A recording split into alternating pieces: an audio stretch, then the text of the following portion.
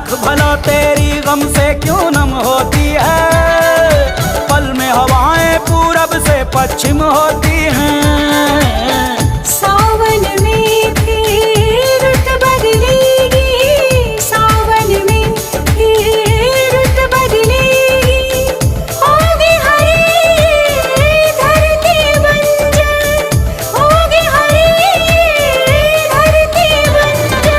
ओ Sikandar Sikandar, ओ Sikandar